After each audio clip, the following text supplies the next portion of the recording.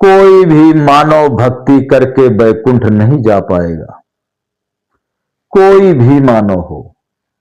इसीलिए कलयुग में ईश्वर के प्रति किसी को मोह मंगता नहीं है। और खाली कलयुग में जो मेरे नारायण कहे हैं कि जो भजन कीर्तन करेगा उसी भजन कीर्तन के ही सहारे वैकुंठ जा पाएगा, और किसी के पास भक्ति भाव नहीं है। ये सब नाटका है, दिखावटी नाटक है, कोई भी नहीं। इसीलिए जो विद्वान है, जो बड़े बड़े ऋषि हैं, सबको जो विद्वान है, पढ़ रहे हैं, उनको सबको पता है कोई भक्ति से नहीं जा सकता। ऋषि हो या न ऋषि हो, कोई भी, यही है मोक्ष का, यही एक है राम राम कीर्तन, भजन कीर्तन के सहारे ही तुम वैकुंठ जा पाओगे। और बाकी श्रद्धा भक्ति किसी के पास नहीं है बालक, खाली बस यही है दिखावा नाटक। बड़कवा चंदन लगा लो, उसी में ऊपर से अंदर पाप है तो वो नहीं। हमने कहा सारी बीमारी ही दूर हो जाएगा।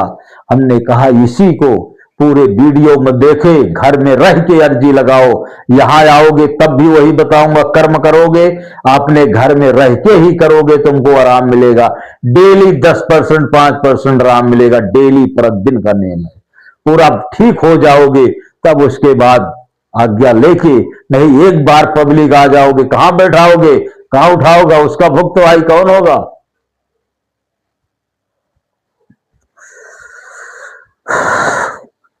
कर्म करोगे फल मिलेगा।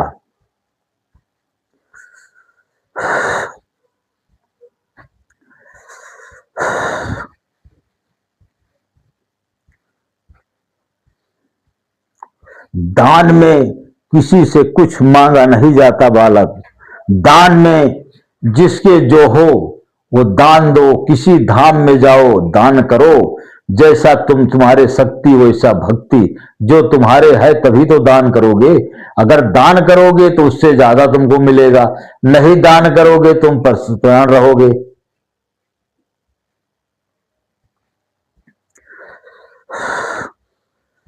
क्योंकि तुम्हारा भाग्य ही सौभाग्य ही बदल गया कि हमारी बेदी कहां है।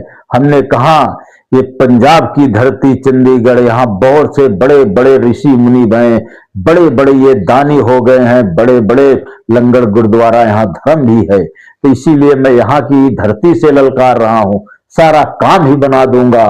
जो बिगड़ा से बिगड़ा, जहां रेत फुला रही है वहां सोना ही उगने लगेगा। और उसके बाद श्री कृष्ण गोविंद हरे मुरारी,